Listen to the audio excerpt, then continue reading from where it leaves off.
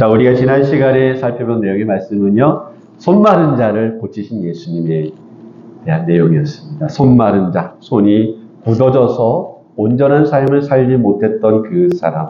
그래서 사람들에게 이용만 당하고 상처와 아픔만 가지고 살던 이 사람을 예수님은 그 손을 펴주셨습니다. 그 손을 폈다라고 하는 것은 그의 인생을 회복시키시고 그 인생을 펴주심으로 온전하게 이제는 당당하게 그의 삶을 살아갈 수 있도록 그의 인생을 회복시켜 주시는 그 예수님의 모습을 우리는 살펴보았습니다. 그러니까 이와 같이 우리 예수님의 모습을 우리가 되짚어 보면은 예수님은 중풍병자, 여러 가지 병든 자들, 귀신 들린 자들, 또 여러 모양 가운데 고통받는 그 사람들의 그 문제 가운데 우리 주님이 오셔서 그들을 치료하시고 회복시키시고 문제를 해결해 주시는 이런 놀라운 하나님의 은혜를 계속해서 지금 나타내시고 있는 거예요. 그러니까 우리가 알 수 있는 것은 우리 예수님 어떤 분이냐. 예전도 그렇고 지금도 그렇고 우리의 삶 가운데 고통받는 자들, 우리의 삶의 문제 가운데 허덕이는 자들, 삶의 문제 가운데 시험 들어있는 자들, 삶의 문제 가운데 고통당하면서 사람들에게 무시당하고 외면당하는 자들, 그런 자들과 우리 주님은 함께 하신다라고 하는 것입니다. 세상 모든 사람들은요, 우리의 문제를 외면합니다. 세상의 많은 사람들은요, 우리의 고통과 고민의 문제를요, 함께 나누려 하지 않습니다. 그리고 우리 고통의 문제를요, 나눌 수도 없고요, 그들이 해결해 줄 수도 없습니다. 그래서 우리가 종종 보면 뉴스나 신문에서 새 모녀 사건이라든지 일가족이 생활고를 견디지 못해서 극단적인 선택을 했다든지 이러한저런 이야기들이 나오는 것은 그들이 삶 가운데 살려고 하다가 끝내 그 삶의 희망을 찾지 못하고 그들이 결국은 최악의 선택을, 극단적인 선택을 하는 모습을 볼 수가 있습니다. 왜냐하면 그들 삶이 고달프기 때문이에요. 너무나 견디기 어렵고 고통스럽기 때문에. 그렇다고 해서 어떤 희망을 발견할 수도 없고 어떠한 돌파구가 전혀 보이지 않기 때문에 그들 스스로 어쩔 수 없는 극단적인 선택을 하게 됐다라고 하는 거죠. 그런데요, 우리 예수님은요, 그런 자들과 함께 해주시겠다는 거예요. 우리의 희망이 되고요, 우리의 피난처가 되고 우리의 문제를 해결해 줄 우리의 인생의 열쇠가 되어주시겠다라고 우리 주님은 말씀하고 있는 거예요. 그래서요, 우리가 예수님 앞으로 나가야 되는 거예요. 예수님의 은혜 가운데 나가야 되고요. 그래서 우리가 예수님의 사랑을 느껴야 되고요. 하나님의 살아계심을 경험해야 되고요. 그래서 이 세상을 의지하는 것이 아니라 예수님을 따르는 삶을 살아야 되고요. 세상의 헛된 가치를 의지하고 따르는 것이 아니라 예수님이 말씀하시는 예수님의 뜻을 따라 살아가는, 예수님만 바라보고 살아가는, 예수님을 의지하는 그러한 삶을 살아가야 된다고 하는 것입니다. 이것이 성경이 이야기하고 있는 이야기인 것입니다. 그런 가운데 오늘 말씀에서는요, 또 다른 모습을 우리에게 말씀해 주시고 있어요. 일단은요, 지금 많은 사람들이 나아오고 있는 모습을 보여주고 있어요. 그런데 이번에는 이 예수님께 나아오는 사람들의 유형과 패턴이 조금 달라요. 어떻게 다르냐면요, 7절과 8절의 말씀, 3장 7절 8절 말씀을 우리가 함께 보면은 예수께서 제자들과 함께 바다로 물러가시니 갈릴리에서 큰 무리가 따르며 유대와 예루살렘과 이두메와 요단강 건너편과 또 두로와 시돈 근처에서 많은 무리가 그 하신 일을 듣고 나오는지라. 그러니까 지금 그동안에 우리가 보아왔던 무리들은요, 비교적 소규모의 무리였어요. 마을별로, 부락별로, 동네별로 암암리에 예수님에 대한 소문을 듣고 몰려든 그런 작은 무리였단 말이에요. 그래서 그들을 우리 주님이 고치시고 또 그들이 예수님께 예수님 앞에 나아오는 그러한 일들이었다고 한다면 이번에는 그 사이즈 자체가 달라요. 어느 정도로 규모냐면 보니까 전국 방방곡곡, 이스라엘 전국 방방곡곡에서 모여들고, 그리고 국뿐만 아니라 지금 국내를 넘어서 해외에서도 온 거예요. 이웃 나라에서도 몰려드는 거예요. 예수님에 대한 이야기를 듣고 지금 어마어마한 인파가, 이제까지 보지 못했던 엄청난 수천 수백만 명의 사람들이 지금 예수님을 보겠다고 몰려들고 있는 거예요. 네. 그러니까 지금까지 보았던 무리들과는요, 질적으로 양적으로 달라요. 어떤 거냐면은, 예전에 그 무리들은 예수님을 의지하고 예수님만 바라보고 예수님에 대한 순수한 마음을 가지고 온 사람들이었어요. 그런데 지금 이 무리는요, 예수님을 도움을 바라고 예수님이 아니면 안 됩니다. 그래서 예수님만 의지하고 예수님만 붙들기에서 나오는 그런 순수함을 가진 무리가 아니라고 하는 거예요. 다분히 이들은요, 지금 정치적 의도를 가지고 나올 수 있고요. 정치적인 영향력을 행사할 수가 있고요.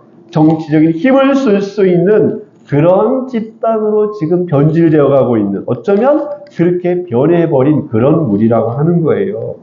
이들 모두가 실은 처음부터 그러지는 않았겠죠.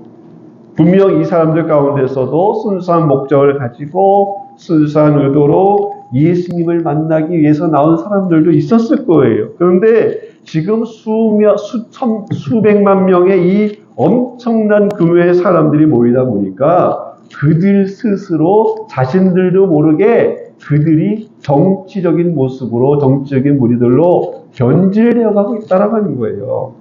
지금 우리가 11절 말씀을 보면, 11절 말씀 보니까 뭐라고 나와 있냐면, 11절에 더러운 귀신들도 어느 때든지 예수를 보면 그 앞에 엎드려 부르짖어 이르되 당신은 하나님의 아들이니이다 하니, 지금 더러운 귀신 들린 자들이, 그러니까 더러운 귀신은 아주 힘센 귀신이겠죠. 아주 악랄한 귀신이 들린 자들이 예수님을 향해서 지금 떠들어대기를 뭐라고 떠들어내냐면, 당신은 하나님의 아들입니다 라고 하면서 지금 큰 소리로 외치고 다니고 있는 거예요. 왜냐하면 이 귀신 들린 자들이 영이 밝아요. 영적인 존재들이기 때문에 먼저 하나님의 아들을 알아보고 미리 하나님의 아들인 것을 외치고 다닌 거예요. 그렇지만 이것이 수천 수백만 명의 그 군중들에게는 어떤 소리로 들리냐면, 예수님은 이제 새로운 황제다라고 하는 그런 소리로 들릴 수 있다라고 하는 거예요. 왜냐하면 그 당시 로마 황제는요, 바로 신의 아들로 생각했어요. 그 당시 로마 황제는 신의 아들이에요. 자기 자신을 뭐라고 불렀냐? 내가 주다, 이거 퀴리오스, 주. 내가 바로 주다. 너희들의 주다. 내가 바로 신의 아들이다라고 하면서 자신을 신의 하나님의 아들로 치겠단 말이에요. 그렇기 때문에 지금 하나님의 아들이라고 외치고 있는 이 칭호를 그 시대의 정치적인 왕인 로마의 황제로, 이런 정치적인 왕으로 여길 수 있는 그런 여지가 충분히 있다라고 하는 거예요. 그러니까 사람들은 그 말을 듣고 이제 새로운 왕이 등극하는구나. 이제 새로운 정치적인 왕이 등극하고 로마 황제를 쳐부수고 로마 군대를 물리치고 이스라엘을 세울 정치적인 새로운 왕이 선포되는구나 라고 오해할 수 있다라고 합니다. 그래서 예수님이 보다도록 막으세요. 12절에 예수께서 자기를 나타내지 말라고 많이 경고하십니다. 예수님이 원하는 것은요, 예수님이 이 땅에 오는 것은 너희들이 원하는 정치적인 왕이 아니다라고 하는 거예요. 우리 예수님이 이 땅에 오신 것은요, 하나님 나라를 위해서 하나님 나라의 왕으로 오셨다라고 하는 거예요. 예수님이 이 땅에 오신 것은 너희들의 욕심을 채우고 정욕을 채우고 너희들의 욕구를 이루기 위해서 오신 게 아니라고 하는 거예요. 너희들의 육체와 영혼과 영욕을 구원하기 위해서, 너희들의 고통스럽고 절망적인 그 삶을 구원하고 어둠에 묶여있는 너희들의 영혼을 구원하기 위해서, 그 영혼에 희망을 주고 영원한 생명의 기쁨을 주기 위해서 이 땅에 오셨다라고 하는 거예요. 그래서 예수님은요, 제자들로 하여금 사람들에게 접촉하지 못하도록, 사람들을 만나지 않도록 배를 띄우라고 하시고 그 배에 올라타셔서 육지에서 떨어지셨어요. 사람들을 만나지 않으셨어요. 얼핏 보면 지금 우리 10절 말씀에 어떤 말씀이 있냐면, 우리 10절 말씀 한번 보겠습니다. 3장 10절 말씀에 이는 많은 사람을 고치셨으므로 병으로 고생하는 자들이 예수를 만지고자 하여 몰려왔음이더라. 이 말씀 우리가 얼핏 보면은 이전에 그 사람들과 같이 오갈 데 없는 병든 사람들이 예수님을 통해 치료받기를 사모하면서 주님만 바라보고 의지하면서 주님 앞에 가기를 원하는 그런 모습 같아요. 그런데요, 이들 모습이 그렇지 않다라고 하는 거예요. 현대인의 성경에 이 말씀이 어떻게 기록되어 있냐면, 예수님이 많은 사람들을 고쳐주셨으므로 병으로 고생하는 사람들이 예수님을 만지려고 마구 밀어닥쳤다라고 그렇게 기록하고 있어요. 그러니까 나 혼자 살아보겠다고 지금. 나 혼자 고침받겠다고. 나 혼자 내가 의뢰받겠다라고. 나 혼자 잘 살아오겠다라고. 다른 사람 입장 생각하지 않고요. 다른 사람 처지 생각하지 않고요. 다른 사람 아픔 이런 거 신경 쓰지 않고요. 오직 내 자신만을 위해서 예수님께 손만 갖다 대겠다는 거예요. 그런 사람들인 거예요. 예수님께 손만 대겠다는 사람. 이것이 진짜 믿음이 아니라고 합니다. 나 혼자만을 위해서, 나 자신만을 위해서, 내 주변의 사람들이 어떻게 되든 말든, 내 가족들이 어떻게 되든 말든, 내 교회 식구들이 어떻게 되든 말든, 그저 예수님께 손만 대려고 하는 사람들.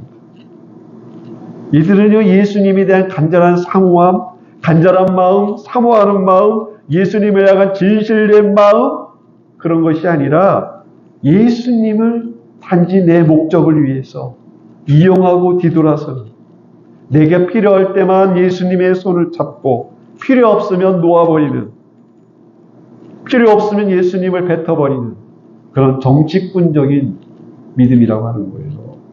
여러분, 우리 신앙생활이 이런 정치꾼과 같은 믿음이 되면 안 돼요. 내가 필요할 때 죽는 소리 하면서 주님 한 표 주세요. 열심히 하겠습니다. 부지런히 하겠습니다. 이 지역을 위해 충직한 종이 되어 봉사하겠습니다. 당선되면 언제 그랬냐는 듯이 뒤돌아서면서 사람들을 외면하는 이 정치꾼과 같은 이런 신앙. 내 자신만을 위해서, 나 혼자만을 위해서, 나 혼자 잘 살면 그만이라고 하면서, 나만 잘 되면 그만이라고 하면서 독단적인 또 위선적인 그 신앙.